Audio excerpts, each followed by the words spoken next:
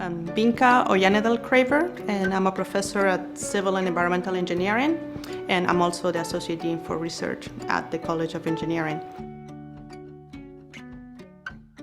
My research is about wastewater and stormwater treatment.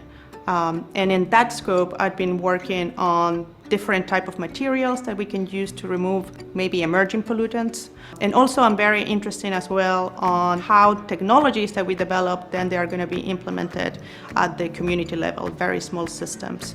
I teach a class about humanitarian engineering, and in that class we work with the students and nonprofit organizations trying to solve problems at the community level. We work with this nonprofit organization, usually they had been international nonprofit organization.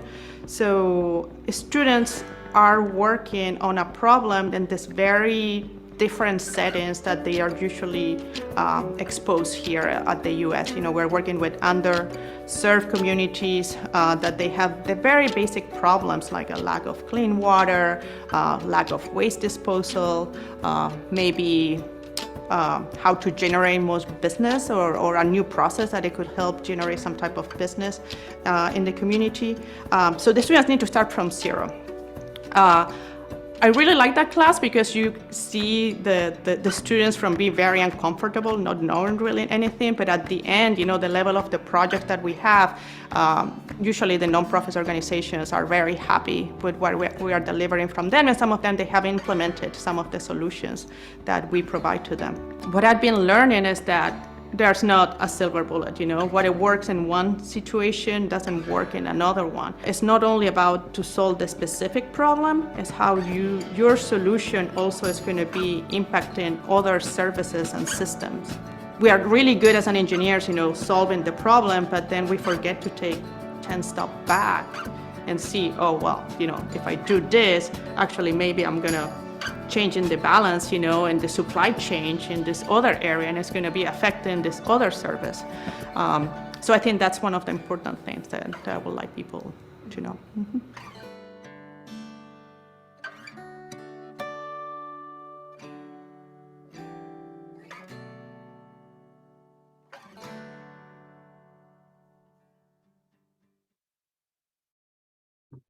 Hello, everyone. We're glad you are joining us for our 14th Faculty Office Hour. My name is Karen LaPointe, and on behalf of the URI Foundation and Alumni Engagement, I'd like to welcome you to our program today.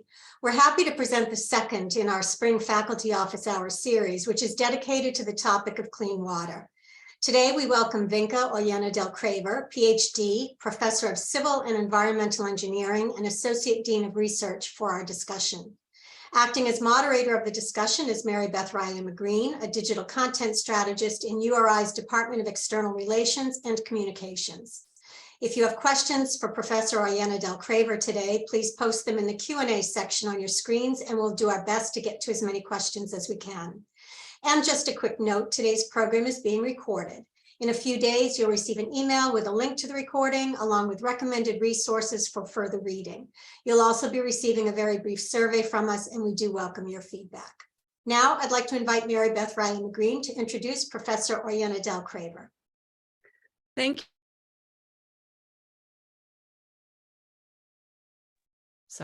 Thank you, Karen, and happy World Water Day. I am so excited to be here and so glad that everyone could join us.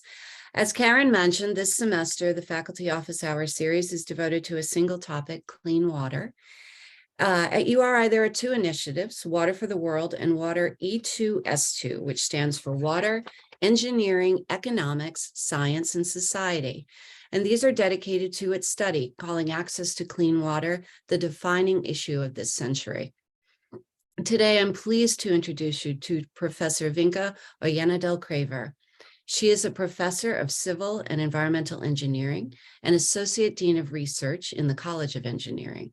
Her research is focused on the use of nanotechnology in environmental engineering applications, as well as water treatment technologies for developing communities. Through her research, she and her students help communities in remote areas of the Dominican Republic, Guatemala, South Africa, and Jordan access clean water through solutions such as inexpensive ceramic water filters, and portable solar water treatment systems. Professor Oyanedel-Craver earned her BS and MS degrees in biochemical engineering from the Universidad Católica de Valparaíso, Chile, and her Ph.D. in environmental engineering from the Universidad de Santiago de Compostela, Spain. And now I'd like to invite Professor Oyanedel-Craver to join me on screen for today's presentation about water treatment. Great. Thank you, Mary Elizabeth, for the introduction. And also I wanted to thank the URI Foundation and Alumni Engagement for inviting me to do this office hour. I always welcome the opportunity to spend a whole hour talking about one of my favorite topics, that is water, and also teaching in the College of Engineering. So I'm going to start sharing my screen. Bear with me. Hopefully I'm going to show the right screen. And one more step here. Obviously, let me try again. Have a little bit of technical problems here. My screen is not showing me. Okay, one more time.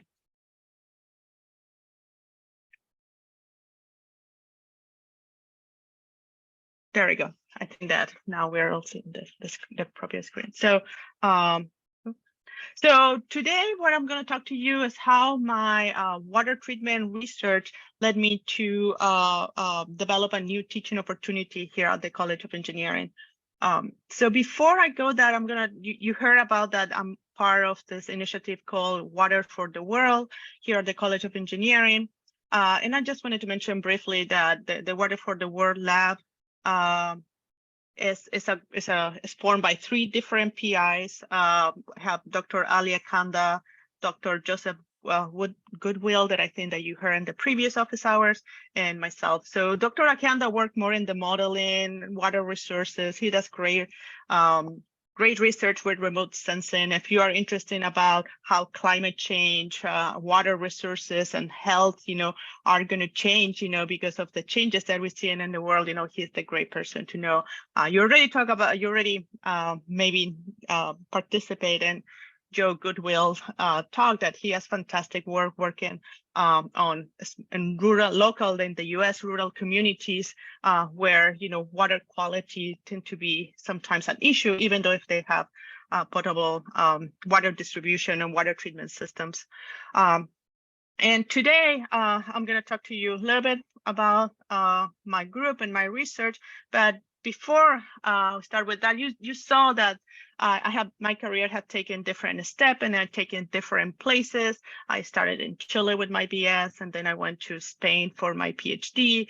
Then I did several years as a postdoc at the University of Virginia that I worked great as a transition from my work in a Spanish speaker engineering world to the US, and then I end up as here at URI. And when I play different hats, I'm still a researcher. I love to teach engineering students, and I'm also the director of the Water Resource Center and the director of the URI Plastic Initiative. So you saw all of that, but I think what you don't see in my resume is that how it started, and that 37 is my first grade in calculus as my first year in engineering. I came to engineering from a family that had never had an engineering. I didn't have any clue what I was getting into. I never had a grade in high school below, I think, 85. So when I have this 37, my first thought was, is this out of 40? But no, it obviously was out of 100. So after that, it was an SST, and I said, right, and several times thought about leaving engineering because it was very difficult. I didn't have a very good baseline, so I was competing in a very not unfair, but a disadvantageous space. So there were mainly 2 reasons that I didn't leave the engineering program. One was my parents. My parents told me that no way that I can live I need to finish one and then I can start another degree. But the other one was that a professor in my program gave me the opportunity to work as an undergrad research assistant in a lab. And since that, I have the opportunity to work with a graduate student and have more interaction with the faculty. And that certainly changed my career, and I think that's one, I think it's an important reason that's what I'm here. So research and undergraduate opportunities, play a very big role in my motivation to be a faculty here at URI. And I think the URI, as the flagship state institution in Rhode Island, plays such an important role and give opportunities to students, maybe like me, that they didn't have the best baseline to join an engineering program, to take care of them and see their potential and take them, to whatever is going to be the next step in their career. So a little bit now about my research. We are a very diverse, in many areas, research group.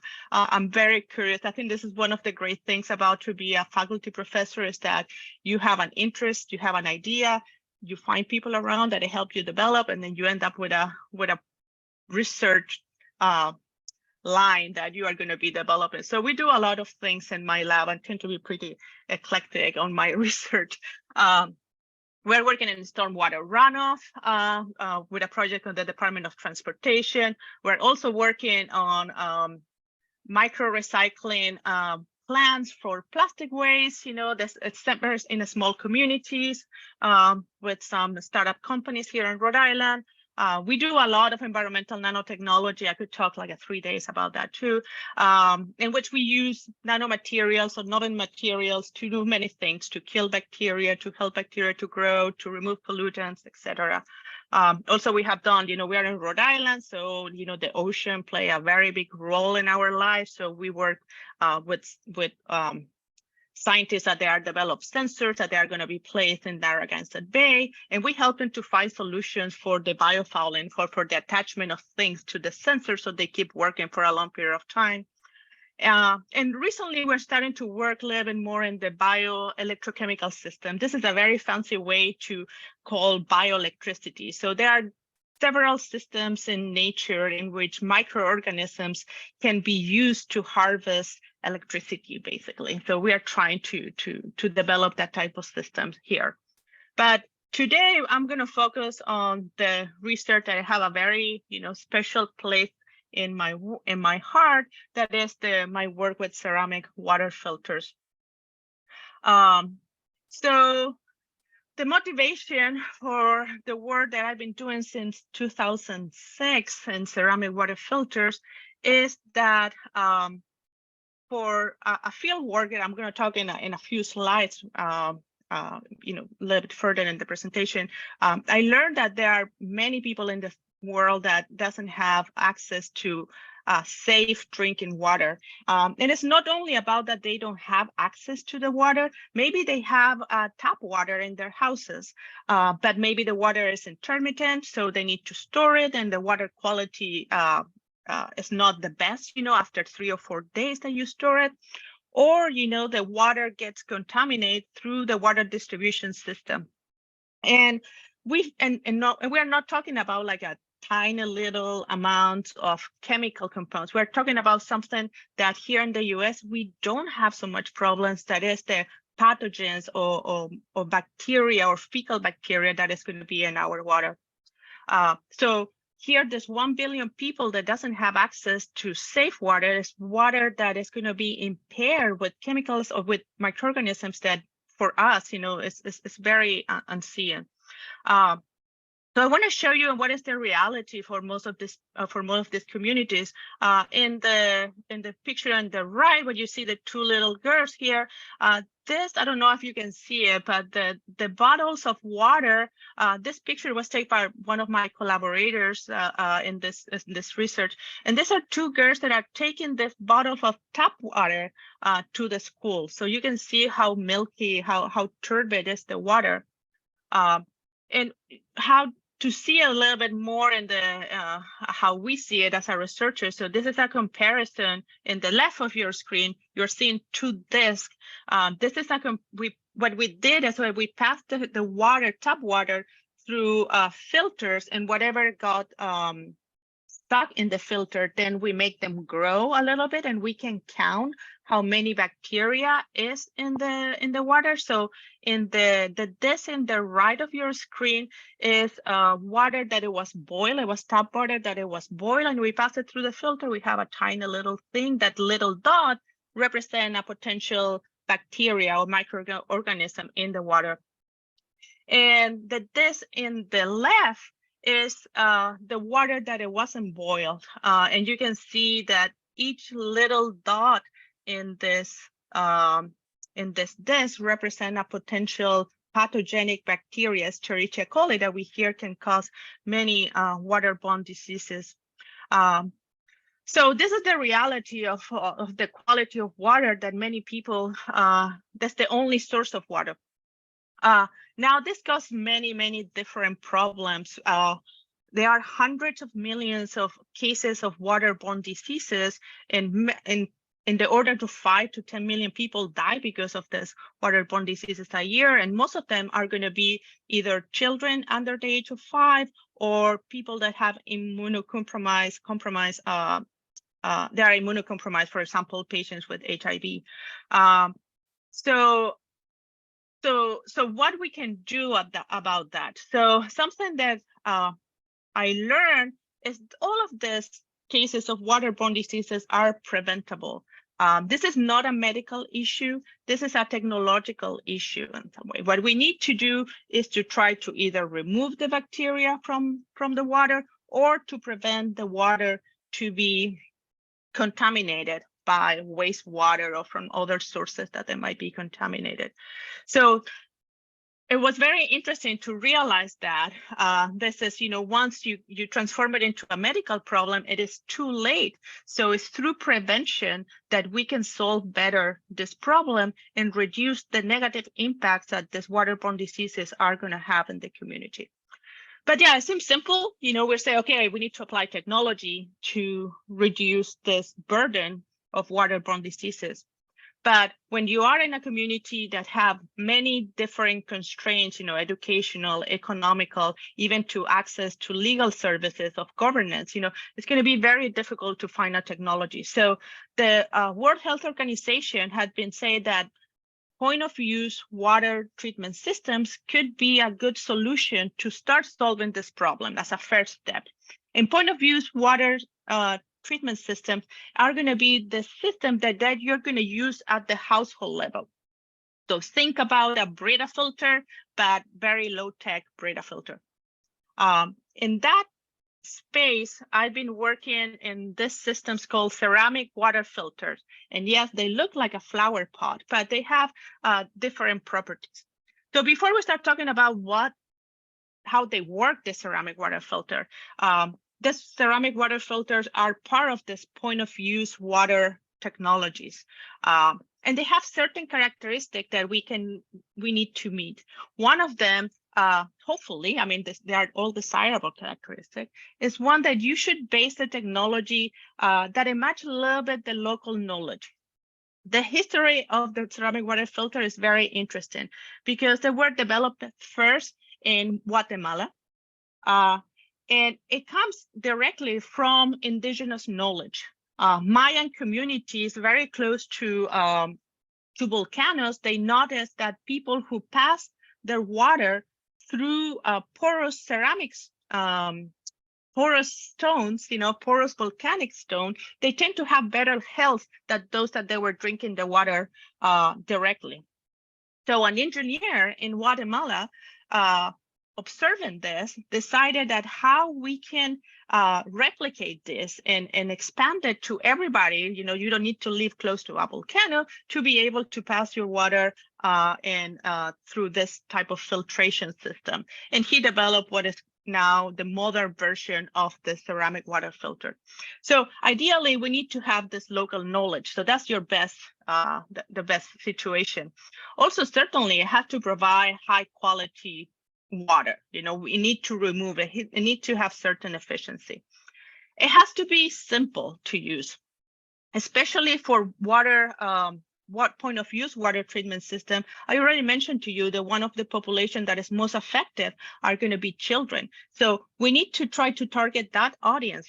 This system ideally should be so easy to use that our children will be able to access to the safe drinking water that is coming up from this device. Also, we need to think about cost. Well, that's self-explanatory. We're in a low income community, so cost is going to be a very big factor that it might limit the adoption of the widespread of this technology. Also, local materials. If you could build or you can use local materials in the manufacturing of your technology, is going to be better. I think we all know what has happened when your supply chains get very intricated and you depend from pieces that are coming from different countries or different places. During COVID, we all knew about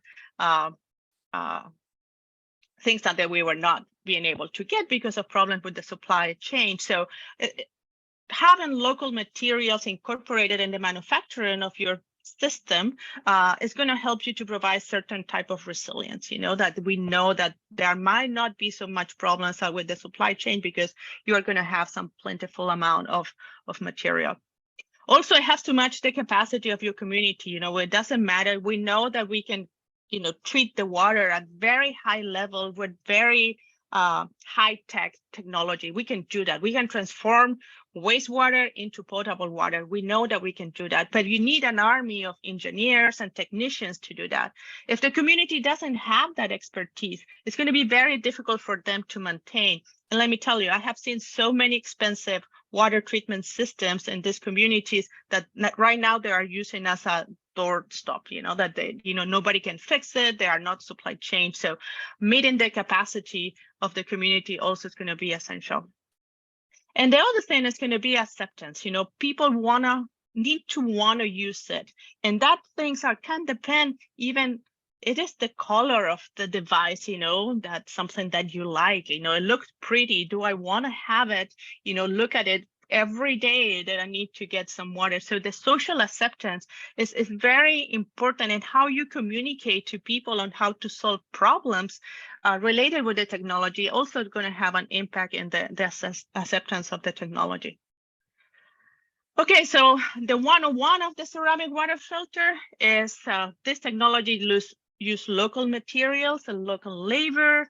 Usually it's going to be a potter in the community could have some knowledge about clays, because clay, they come in different shapes and different colors and different, properties. So you need to be able to, you need to know what is the right type of clay that it could be used to manufacture this technology. But basically you're using clay and a sawdust. It could be sawdust, it could be a rice husk. It has to be some fine burnable material, something that it burns. You mix the clay and the sawdust, then we're going to press it in a hydraulic press. And then there's going to be fire in a kiln. When you fire in a kiln, that sawdust or rice husk is going to burn completely and it's going to leave a void. So it's going to create a pore. And when we pass water through that pore, bacteria is going to be trapped into that specific pore. In order to prevent the clogging because of the bacteria that we are trapping, we usually, most of the communities are using a product called colloidal silver, that they are actually silver nanoparticles that lead a lot of the work with the environmental nanotechnology that we do. So this colloidal silver as a prevention for the growth of the bacteria in the ceramic matrix. And we have done several studies showing that they are very safe and how much materials are used. I can send, if somebody's interested in that, I can send you many papers that we have written or talk to you in another office hour. But today we're going to talk a little bit more about just the ceramic water filter. So how many people use the ceramic water filters? There are 40 factories around the world with a production in total of about 40,000 filters per month. At the lab, I have to say that the number at the lab test that we performed, we have very, very high bacterial removal, but we can see that changed a little bit at the field. And it has a very high acceptance. And we're going to talk a little bit more about why this have a very high acceptance. So that's why and also usually this technology is promoted through nonprofit organizations. There are two main nonprofit organizations that promote this technology. It's Potter for Peace and Potter Without Borders. Okay, so this is one of the communities that I've been working for the longest time. I've been involved with a nonprofit organization called the Ixtatan Foundation that serve to help mostly with education opportunities to this Mayan community in the highland of Guatemala. San Mateo Ixtatan is a community that is about, I would say, about 100 miles from Guatemala City, the capital. It's very close to the border with Mexico, but it takes about 2 days to get there. It's a very remote area. In the last stretch of about 30 miles, it might take you several hours because it's all dirt roads through a very curvy and intricated path. So they are very isolated. The closest hospital to this community is about 6 hours. There are 30,000 people live in the community. It's relatively high altitude, and the ethnicity, 90% of the people living in the community are Mayan descendants, and they share a common Mayan dialect that is Chu, and very few people speak Spanish. Well, now the younger generations, because of the access of cell phones that is very widespread in the community, they are more fluent in Spanish actually. And something like anecdotally, how I get involved in this community is that during my time as a postdoc at the University of Virginia, my supervisor got contacted by the Ixtatan Foundation that they wanted to start this project with ceramic water filter.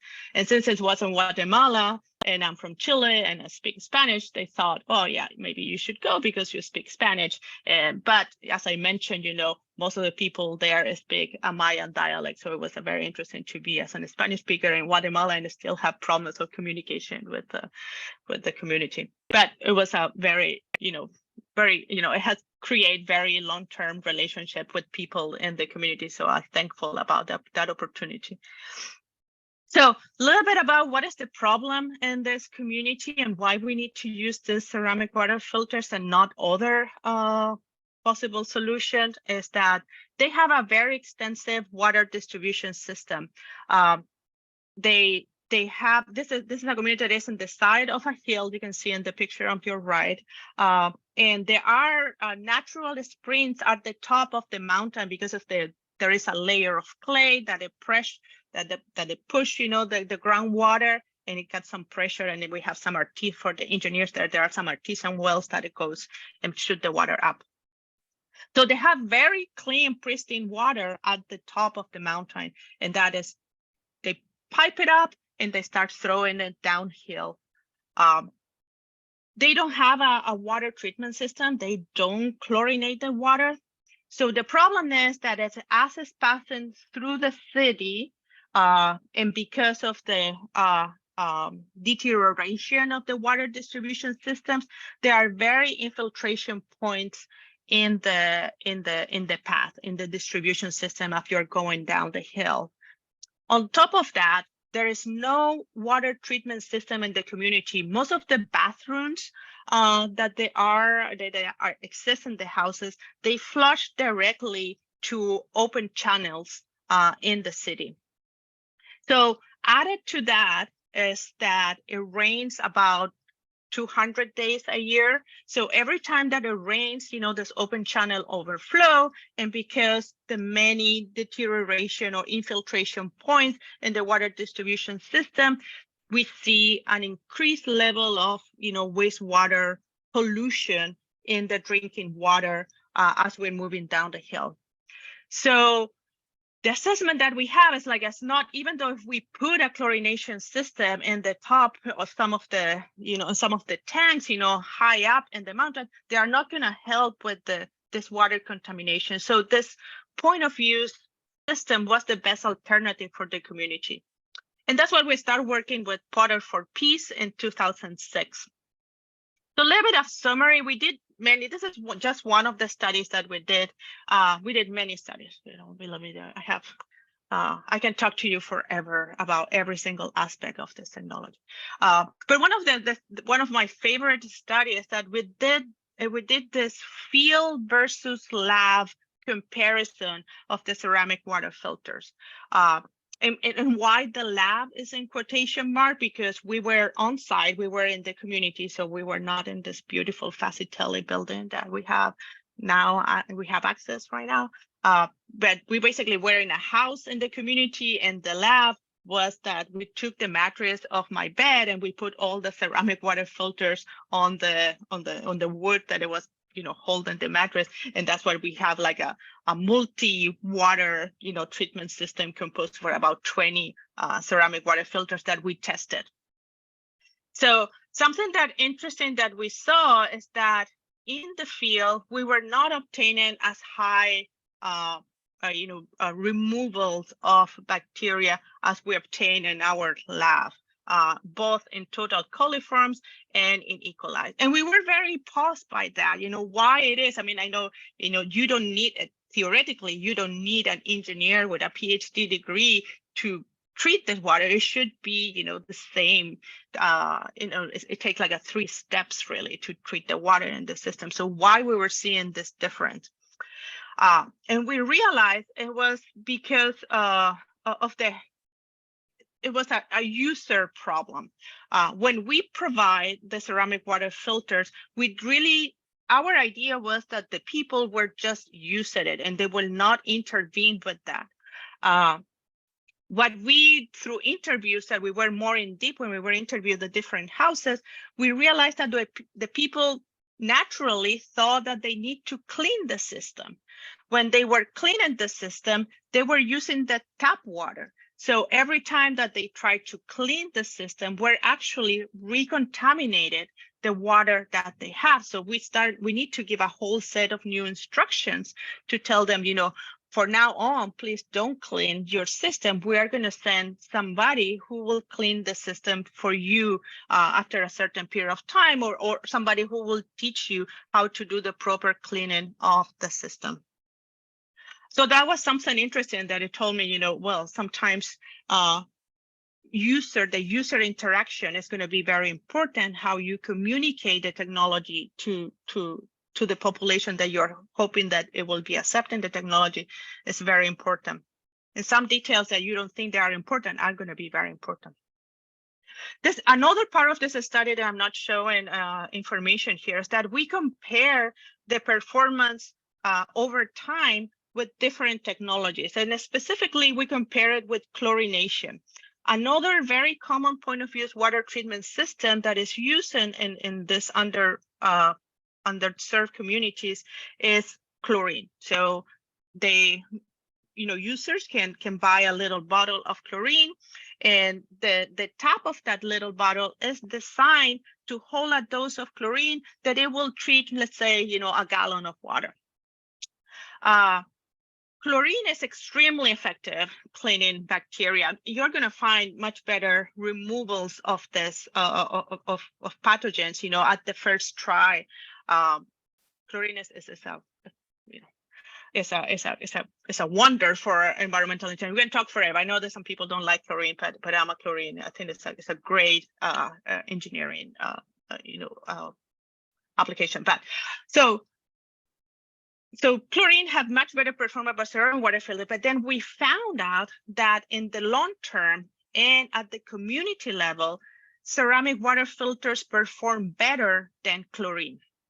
And again, we were very puzzled about this. I mean, well, the ceramic water filters are not as, effective. They are very effective, but not as effective as the chlorine. So what is happening here? And what we realized is the ceramic water filters, you place it in, your countertop in the kitchen, and you don't need to change it in a year or two. It's always going to be there. So you just need to pour water, the water passes through the pores, gets clean, you access to the clean water. In the case of chlorination, you need to come back to the store to buy the chlorine, every 2 weeks or every 3 weeks. The problem was that sometimes users forget to buy, or they didn't have the money to buy the water. So there were missing points, and there were periods of time in which they were exposed to unsafe drinking water because either they forgot or they couldn't purchase this chlorination. So again, in the long term, even though the performance wasn't the best, the long term it performed better than the chlorination. So I think that was a very interesting result. So after that, what are these lessons that were not engineering related that I learned is that sometimes the best efficacy don't lead to the best adoption. And again, I have seen so many complicated water treatment systems that nobody's able to use. They are only used when you are there. When you leave, they are not going to be used. The social aspects are so important, how people use it. I didn't mention that, but the first time that we showed to the community, we start giving the systems to the men in the community because they are the one who usually take the lead in public on that. So we were sending the men to the house, and we didn't have any, nobody was using the filters. And then we realized that we need to go and make sure that we talk to the women of the house to convince them to use the filters because they are the ones who are in charge of cooking, not the men. So that was a very important lesson. Also, again, this is tied with knowing your audience. Who's going to be the person using the technology is the one that you need to be targeting, whatever you're going to be designing. And another important thing is that you should go with not biases. Yes, we were engineers. We have a lot of knowledge about water treatment, but we were not the best knowing what happened in the community. So we needed to be there and take like a little step back and be there and listen a lot and be there as a consultant, whatever they want to do, however they want to move forward with the project, we need to be there to support it, but we cannot go there and tell them how to run things. I think that was something very important. So now, what is the research leading teaching here? So throughout this, 16 years that I've been working on this, I start thinking a couple of things, I noticed that only, it's very difficult for students to have a lot of students have this intercultural experiences for many reasons. It could be economical. They cannot be traveling, with us to Guatemala, either because they don't have them, sometimes, we didn't have money to pay them, all the stuff. But also could be that maybe they need to work in summer, or maybe they were not ready. It's a very, it's difficult to be there. It's not comfortable. You don't speak the language. It's even a little bit dangerous sometimes. But how we can give these opportunities to most students. The other one is how we can provide these non-conventional opportunities to engineering, meaning that we are engineers, we're in charge to design all this great system, but then these community level systems are not, something different that we need to be considering all the social aspect too. And also how we can show students how other people around the world live. So I developed this class called Humanitarian Engineering. There are other schools also that they have, and I started developing some few years ago. In this class, what we do is that we partner with nonprofit organizations. They provide us some ideas that they want to maybe think to implement in the community, but they don't have the capacity to do a alternative analysis or economical analysis of how it would work.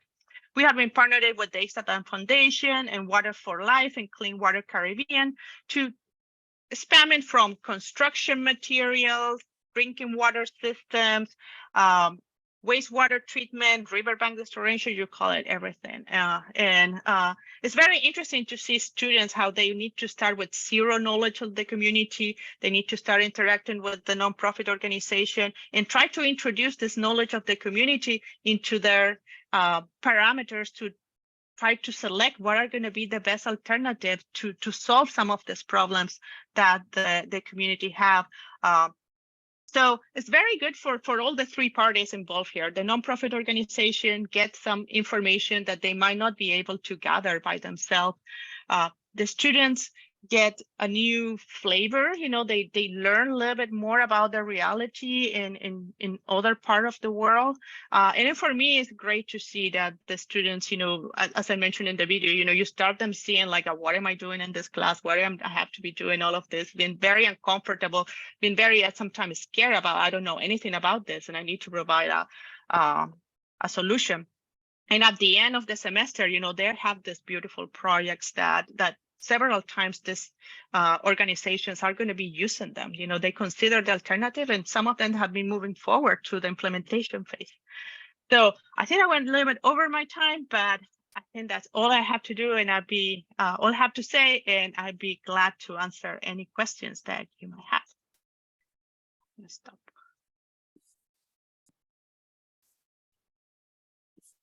So I think Mary Beth need to come here. Yes, thank you so much. I got so caught up in taking notes. I took so much that I wanted to no problem. to kind of talk a little bit more about.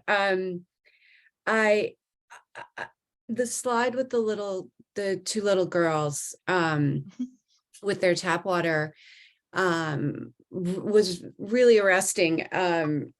As was the 1 billion people, the statistic on that page, that 1 billion people in the world do not have access to clean water. I loved the story about the 37 and asking, is this 37 out of 40?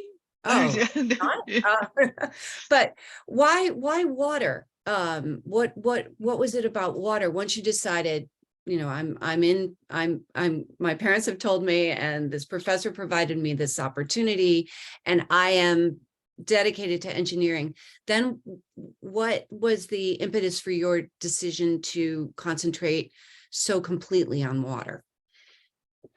Yeah, so I started as a wastewater engineer, and so as a poopy engineer. My son called me poopy engineer. And why I started being interested in wastewater, it was I grew up in a coastal town, and they didn't have wastewater treatment. So sometimes some seasons, during the rainy season, my mom didn't let us go to the beach because the beach get contaminated with sewage. So that's what one of my interests about the wastewater. And how I got into this project, it was because this connection between wastewater contamination, impairing, the drinking water. And actually, I still think that a better way to do this project, it will be work in the wastewater system, providing better wastewater systems in the community. But it's very difficult. There's not a point of use, directly at this very urban area. It could be very difficult, much more expensive than it was to implement the ceramic water filter. So that was my connection between the wastewater and then drinking water. Mm-hmm. And could you just talk a little bit more about the experience with that as an undergraduate doing research in that lab, and what it was about that experience that really solidified for you what you wanted to do, your professional? Yeah. So I started cleaning, the glassware, that's how you start moving as an undergraduate student. But it was such a great experience, to have contact with the grad students. I was there and just listening. And if you show interest, they let you touch some stuff once in a while. And then you get involved. And then after seeing, all the work that they were doing, they were developing different systems to treat wastewater. It was hilarious because it smelled terrible in the lab. I mean, it was the worst place to be, but it creates some type of identity. Everybody who work in that lab, have some identity, because we were kind of the lab that they put in the corner because nobody want to be close to us. But it made me very interesting because of the implications, that we were trying to develop system that it will help us to clean the wastewater and then maybe clean up a better environment in our hometown. And so then after that, I started deciding to do my senior project in related with wastewater. And then because of that, there was the opportunity to apply for a scholarship to go to Spain. And that's what I got to go to Spain. When I was in Spain, I worked with industrial wastewater. I was working with fish cannon wastewater. So, I went from stinky to like a 10 level high up stinky wastewater. And then I switched a little bit, and I've been doing a little bit more clean water, but I still have like a good, I do drinking water, but I do some wastewater. I didn't talk about it, but we still do some wastewater work. I'm just going to pull from some of the questions and comments in the Q&A. This is from Elizabeth, and she said, "What a great project. Thank you so much for doing this and for enabling students to be involved in this real world, really important project." So not a question, just just gratitude. This is from Austin Farrell. "You talked about the social aspects, aesthetic aspects, and the importance of knowing your audience. Have you worked with faculty from other academic areas to address these other aspects?" Yeah, so I didn't mention that, but I recognize very fast that I wasn't acquired to do any type of intervention in the areas of aesthetic, of social thing. We kind of thought that we can do it, but then you realize this is not our area of expertise, and whatever we try to do, it will be we will not do the impact that we want to do. So yes, so the assurance is that yes, I've been working with social scientists and natural resource economic. Actually, I have a great study with Todd Gilfus. He led that study that we do the willingness to pay, for this technology. It was very interesting to see how people sometimes their perception of water wasn't really connected to their water quality, and how that much they wanted to pay. It was mostly based on their perception of the water, but not really in the reality of the water. So that was very interesting to see, you need to change the perception, how if they, sometimes they trust water, but maybe the water was not really good quality. On the other hand, sometimes they were not trusting water, but the water was very high quality. So there was that difference. So I have talked I have worked with scientists in different areas, and also with artists, that they have not directly, but I know that with Porter for Peace, they were saying, what different type of the plastic receptacle of water, it doesn't look that pretty. It's a 5-gallon bucket, really. So how we can beautify, what are the best colors for the community? For example, if you go, you will tend to think about white is the best color to symbolize clean, but there are certain cultures that they think white is the color of the dead, so you don't want to put that color, for something that is related with life. So maybe you need to use red, which is the color of life. So all of that stuff, I had been exposed to that through this through the work of my interaction with this organization called Porter for Peace. I try to stay on my side, with the technology, but pay close attention about what other fields, tell us, how we can improve the technology.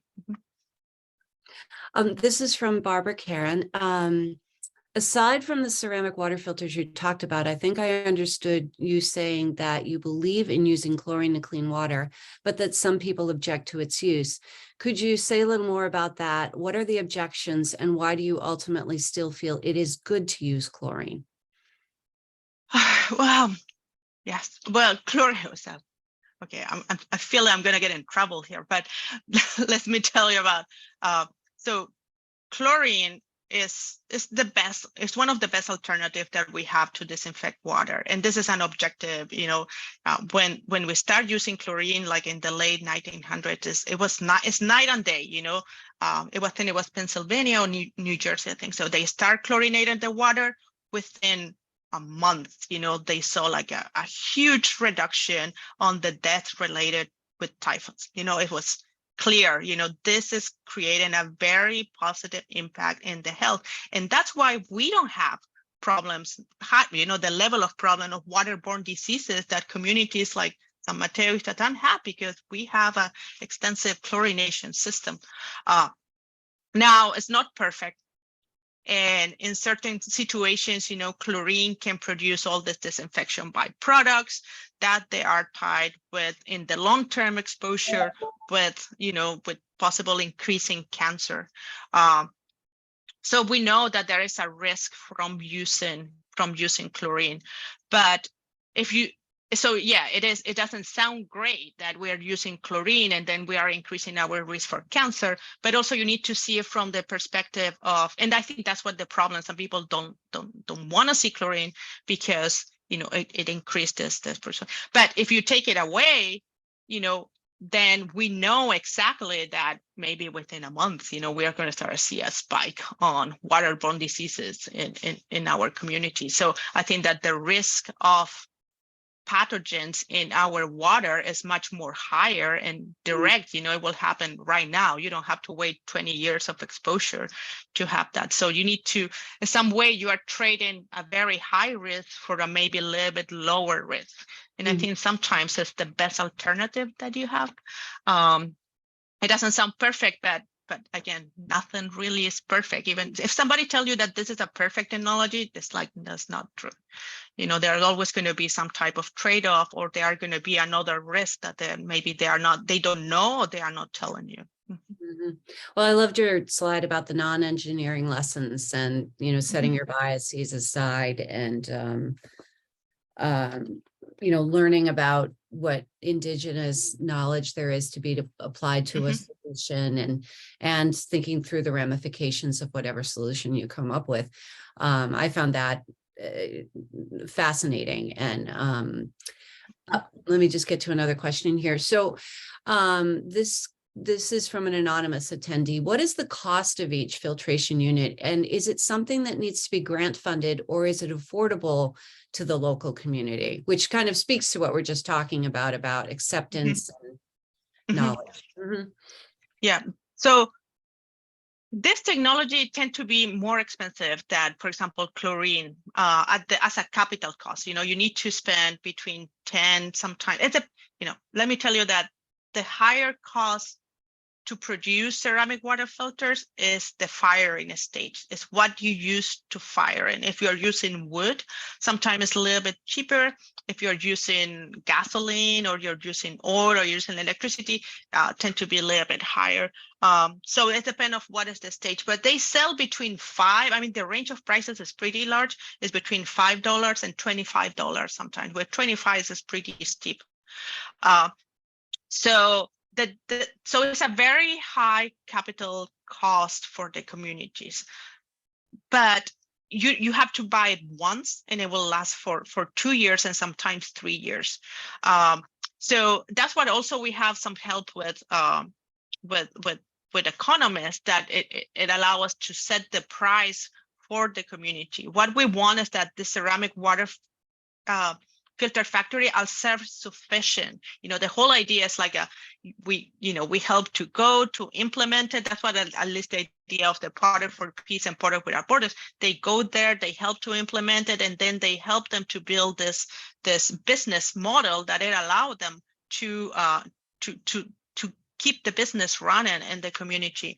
However, because of course the cost of the burning, sometimes that's not possible, and that's what we need to start looking for, some type of help through grants or subsidized to the community, because you want people to be able to purchase it, but sometimes at the cost of manufacturing it's a little bit higher, or there are fluctuations in the market that it might make it a little bit difficult for the community. So they run as a business in general, the ceramic water filter factory. But certainly, I don't know if I answered the question, but certainly, when, people in the community cannot buy it, then there are some, either the health clinic or somebody, they find ways to have some type of subsidize for the community to have access to them. Well, that I think you did answer that question. And just circling back to the chlorine question, actually, in Professor Goodwill's demonstration that he did in his faculty office hour, he used chlorine in his lab demo too. So you're in good company. No, we know, we talk about, we're both chlorine, we are tap water supportive. So. So I have one last question that's kind of, we're going to move back closer to home, which is, you know, in listening today about this amazing project. The question that comes to mind for me as a person who enjoys really high quality, great water that I can drink from the tap without boiling, without filtering, what can we do from our particular position to be better stewards of the water, even if we can't, we can't go with you to a, to a community and bring about amazing change with, I just think about the 95% acceptance rate and the 99.9 bacterial removal rates that you were talking about. But what can we do from our own place if we're concerned about being respectful about the water supply? Yeah, I think that one, like you were saying, one is being respectful. I think that we give water from granted, and we don't, most of us, I'm going to include myself sometimes, we don't really, we forget about the effort and the great systems that we have that are supporting the fact that every time that we open the tap, we get a pretty high quality water. So just knowing that and valuing them, and I don't know if somebody watered their lawn with potable water, but maybe that stopped doing that. I think that potable water should be used for really potable sources, for potable reason. But again, I think it's the respectful, be mindful, that it take an effort, and we are extremely fortunate to have the systems that we have, and also realize that this is not the reality for most people in the world. It's something that sometimes we forget that. And so pay attention, I think, about our own reality and what has happened outside, and be an advocate of clean water. Whenever you see, try to reduce the amount of materials or potential pollutants that are going to be end up in our water. At the end of the day, whatever you put in your sink, in your washing machine, or in your toilet, eventually it's going to come back to us. And we see with all the pharmaceuticals and all the stuff that we find with drinking water, is whatever we put in the water is going to come back to us. So I think that just learn, and like you were saying, be respectful and mindful about how to use water, and what a great resource we have. Well, thank you, Professor Craver. This has been amazing. As mentioned, within the next few days, attendees will receive an email with a link to today's recording, along with a few recommendations for further reading and listening.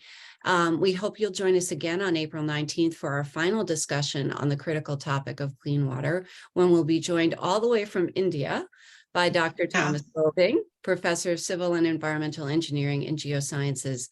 I just want to say thank you again. Happy World Water Day, and happy birthday, Professor Craver. Oh, yes. Thanks. Happy Water Day. No, and thank you so much for inviting us. Thank you very much for the great discussion. And if anybody else have further questions, I'm always happy to talk about water. So just pin me. Thank you. Okay. Thank you. Bye.